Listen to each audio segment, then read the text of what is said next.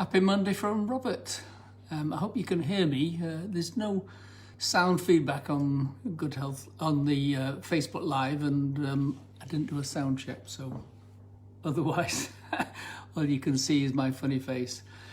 I said happy Monday, but you know, I'm not meeting very many happy people at all, because many people are afraid of what's going on, and as it goes on, the media and the governments are making them more afraid, partly because they're taking away their liberties, and it's a powerful thing to take away a person's liberty. Well, you know, I'm sure, you know, there's not many of you been in jail, but I understand it's a really bad time when people, you know, I mean, some people get put in jail for nothing, nothing that you and I would think was illegal, but governments deem them to be illegal, like putting information out that they don't want. It's a common thing, but I don't get afraid actually, but I do get angry, and I am angry. I'm angry at the media because they're just feeding the frenzy of fear. I'm angry at the governments because they're not making the right decisions, and the right decisions are quite simple. There are people who should be kept away from other people, and these are people with lung disease, heart disease, high blood pressure, low blood pressure, diabetes, and I'm going to come to why in a minute. But they should be kept away from the people because they are at risk of dying if they catch the flu. They die anyway if they catch the flu, normal seasonal flu, but they can also die with the coronavirus. You know, I've told you before on one of my previous talks that the coronavirus is no worse than any seasonal flu. I know they're telling you it is. They have no evidence on that whatsoever, and it's a lie. I know they're telling you that people are dying all over the place. People die all the time. People with serious diseases die all the time.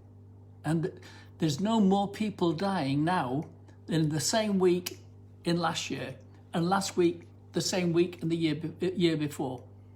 They're just not giving any evidence. And they're saying, well, in Spain, 400 people died yesterday. Compared to what? Compared to last year, the same day? How many was it? How many would normally die on that day? Because people die from diseases.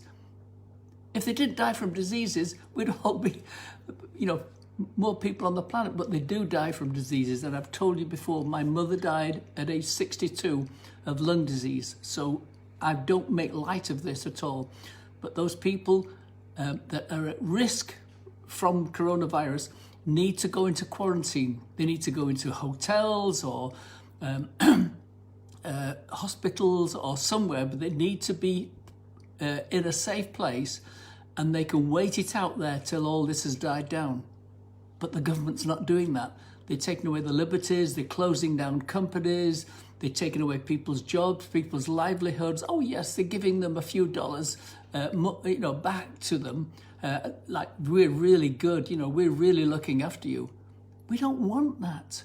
We want to have freedom, we want to have our jobs, we want to have our businesses, but they're just taking it away. Also, they can take control over our lives.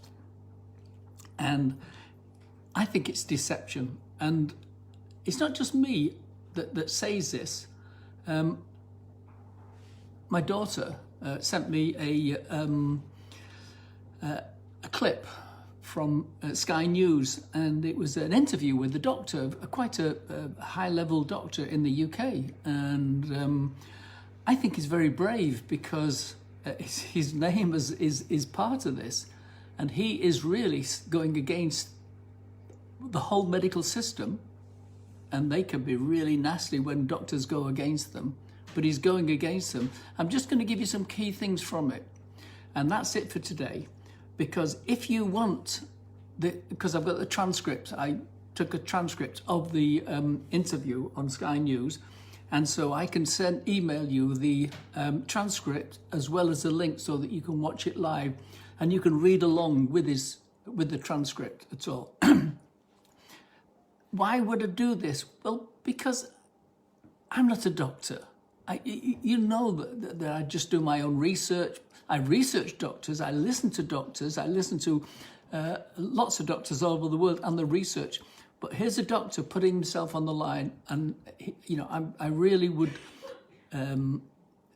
Well, I think he's just amazing. Actually, I think he's brave, because he's braver than me. Because I mean, except for a few hundred people listening to this, not many people listen to me. Obviously, my newsletters go out to many thousands of people, 100,000 people, in fact. But the guy's name is Dr. Asim Malhotra, and he was interviewed on Sky News. And one of the things he said was that they're hiding the information, the governments and the medical system, because he's looking at Italy first. And I did look at Italy last week, but this is just, pointing out more information. Hundreds and hundreds of people are dying in Italy. But he points out that the average age of those people dying is 81. Well, yes, people with an average age of 81 die in droves. And that's a fact of life, because a half of the population will die just before they're 80. That's a fact of life. A half of everybody you know will die before 80. The other half will die after 80, but in a much greater number daily than before, because people start dying at, say, 45 onwards, and then it gets to quite a number by the time they're 80. But after 80, they start to die in droves, actually. So the average age of the people dying in Italy, supposedly from the coronavirus, is 81. More to the point, he said, the studies show that the people have 2.7 chronic conditions. That means they have nearly 3 different chronic conditions. Lung disease, heart disease, diabetes. This is what people are really dying from. They're not dying from the coronavirus. They would die anyway. People do die after the age of 80. It's a fact of life. I wish it wasn't. I'm 73, and I'm only talking 7 years away from me. But I don't plan to die, because he said that the cause of the people dying is things like high blood glucose, because high blood glucose lowers your immune system. Your immune system, when you have too much sugar, is deactivated. And so you leave yourself open to disease, from cancer to lung disease, to heart disease, to infections, to flu. That's why people who are obese, because obesity, there's always, well, not always, but mostly a high glucose level in the body, because that's what makes people obese. It's not eating fat, it's eating carbs and sugar that make people fat or obese. He says this quite clearly in his interview. So, as I say, it's really nice to see. My daughter sent it to me because she said, it sounds just like you, Dad. And this guy, this doctor, because, as I say, no matter what you say, people are impressed by doctors, especially doctors that tell the truth, even more so. But he said the main reason why people are obese is they're eating processed foods, carbs and sugar. That's a fact of life. Last week I was telling you virtually every day, don't eat carbs and sugar. Stop eating them, full stop. Do it now. From this moment onwards, go to your store cupboard, get all the bread, pastry, biscuits, breakfast cereals, rice, potatoes, parsnips, pasta. Get them out and throw them out. Anything with a high sugar, drinks and whatever, throw them out. They will poison your body. This guy's saying, confirming what I say all the time. You've also got to keep fit. You've got to move.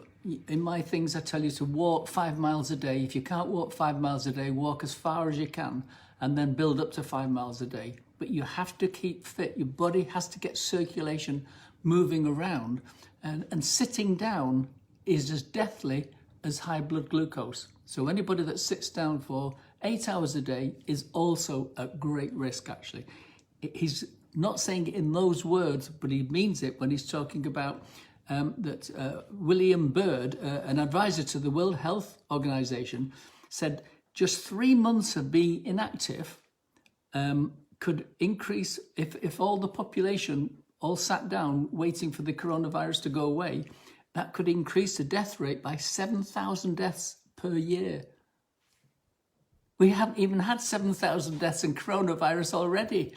And he's saying you'll get an extra 7,000 just because people are sitting down waiting for corona disease to pass. So don't sit down, exercise in your house, exercise anyway, stand, lie down, but don't sit down. That's the really bad part of it. He, because I think it's 20 years ago, 25 years ago, I can't remember, it's a long time ago, but I used to laugh at people talking about the flu.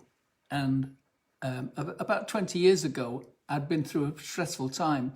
In fact, we had a battle with the government. We'd just opened a screening centre. We'd, if you like, ruffle some feathers about talking about cancer and whatever. Anyway, we got closed down, and I was pretty stressed at the time. And I had my one and only bout of flu, and I was laid out on the couch for 2 days.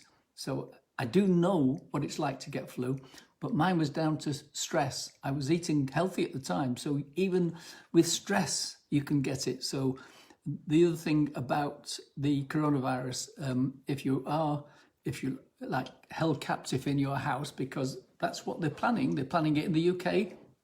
As I speak now, the members of Parliament are there voting to take away all our rights and force us legally to sit in our house and stay there. We'll see about that. Anyway, so he says when he was a junior doctor and working all the hours God sends in the hospital, he himself got the flu, the worst flu he's ever seen or felt, actually, because he was. He admits it, he was eating junk food, just fast food on the go, because hospital doctors, when they're a junior doctor, they make them work like slaves, you know what I mean, to really, really all the hours, and they've got to sleep in a bed in the hospital and stay there. This is in the UK, I don't know about the USA. But he said, I got it myself. So stress, you've got to get some proper sleep and good exercise and eat good food. You've just got to do it anyway. Lastly, he says, and you might think it's obvious, but he says, smoking is putting you at great risk of coronavirus.